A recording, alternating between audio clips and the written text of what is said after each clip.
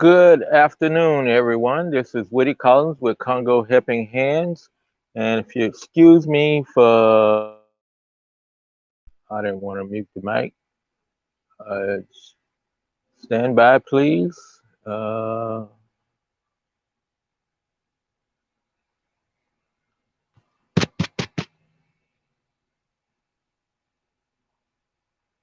okay, sorry about that. This is Woody Collins with Congo Helping Hands again. And I was playing around while preparing for this broadcast, and I had thought maybe I had messed up the audio, so I wanted to make sure that the audio was still correct and everything. But this is Sunday afternoon, and hope you're having a relaxful weekend. It's sunny and bright here in Indianapolis, but what I want to talk about is what's going on in the Congo. And we have two subjects that we want to talk about today. The first one is the Ebola outbreak, and we'll cover that last. And also, we're going to talk about opening up the air travel within Congo. And so we'll get started. And this is Woody Collins with Congo Helping Hands, and this is talking about Congo. Air travel. Air travel is so crucial to the Congo. It's a vast country.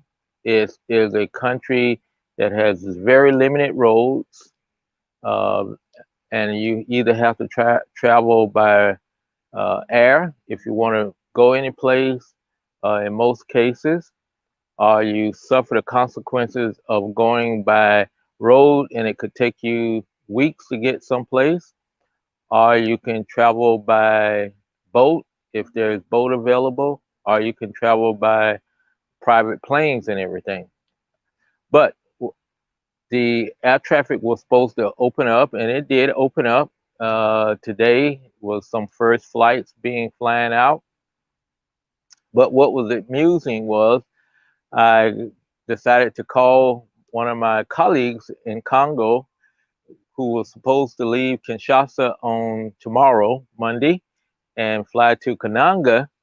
And I asked him, was he still set, ready to fly to Kananga tomorrow? And he goes, no. He said, I'm flying on Friday.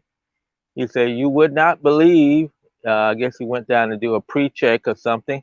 And they says, oh, your certificate of testing for COVID is too old. It has to be within 3 days or 5 days. 5 days is the maximum. It has to be within. And his was about a week and a half old.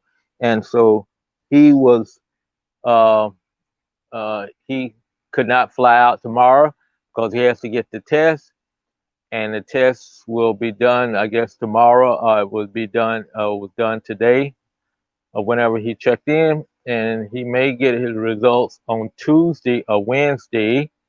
And so the next flight that he's available is on Friday, going to Kananga from Kinshasa to Kananga. There's only one airline, and they fly on Monday, Wednesday, Friday. So he won't be flying tomorrow. Neither he probably won't be ready to fly on Wednesday. So he'll be flying on Friday. So they are checking the certificates to make sure you have one, a certificate of clearance that you have taken a coronavirus test and it came back negative, and it costs $30 to have that done. So he's having a second one done, and hopefully he will get back a negative test so that he can go to Kinshasa. I mean, go to Kananga. But it was all funny to me, and I was thinking to myself, I knew because I had read the U.S. Embassy's uh, announcement that said that you would have to have a coronavirus negative test within 3 days in order to fly. And I knew that, but I guess I did not tell him that. And of course, the airline or the Congolese government has not announced that to anybody. So he said a lot of people will miss their flights tomorrow because they didn't have the test.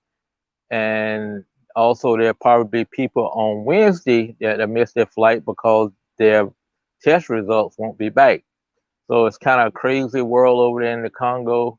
And sometimes in these instances, we get better news here in the United States through the U.S. Embassy than they get from their own government right there in Congo, because it's not like here where air traffic is so prevalent that the news stations will announce what's going on. Over there, not that many people fly. Only those people who are flying into the interior or different places like that, which is a small minority of people who fly compared to the United States. So we'll get to our second item on the agenda. The second item on the agenda is Ebola. Ebola in the Equatorial Province, which is northeast of Kinshasa, about down the Congo River. They are still going on. They have increased the number of cases. They up to about 90 cases now, or over 90 cases, and another person has died, and also another health zone has been involved. As I mentioned earlier, they are looking at how many, and it will, you can think of it as like counties here in the States, but actually there are actually a health zone is about 100,000 people. So there's like 500 in some health zones. So it's not a geographical area. It's more of a uh, population limitation and things like that. So as a health zone can grow if the population is increasing. Some of them have about 150,000 to 200,000 people because the population have grown. But anyway, they have went from 9 health zones up to 10 health zones. That means to say that the Ebola virus is spreading out more on a getting wider instead of contracting. So that means say people have went from one area to another area, and therefore uh, the virus is spreading to and possibly spreading to more people. But they haven't had a huge increase in confirmed cases. And as always, that is just a matter of they don't have the testing capacity, because they have to send the test back to Kinshasa to confirm that. So, like currently, they have 88 confirmed cases and 4 probable cases. And probably the probable cases will be confirmed as soon as they get the test results back. So they're basically at 92 cases and 35 people dead at this point in time. As you can see, the COVID, the Ebola virus is a lot more deadlier than the coronavirus. Our death rate, even though high, but we have a high number of cases, confirmed cases, and there's not nearly, it's not like this is almost like 33 to 40%. If it was 33 to 40%, and we got over 2 million cases of active, that would be close to, you know, you know, too many people. So anyway, that's the 2 subjects I wanted to carry on for today. We will learn more about what's going on as far as Ebola. I think that's going to be one of the topics, because uh, for a while, because Ebola is so close to Kinshasa. It's only about in the range of about 150 miles or more up the river, and people travel on the river. And now that they're opening the country back up to both flight, truck traffic, and also air, that also mean boats. So there'll be more boats moving up and down the Congo River, and that could easily get into Kinshasa. So it's a time to be vigilant for the Congolese, and then to track all this stuff to make sure it never hits Kinshasa, because if it hits Kinshasa with such a deadly rate, it would be catastrophic in that way.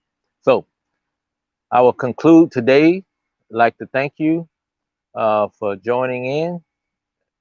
I would like to ask you to take care of yourself and to be safe and to be blessed. And we will see you on Monday for another episode of Talking About Congo. Be safe again.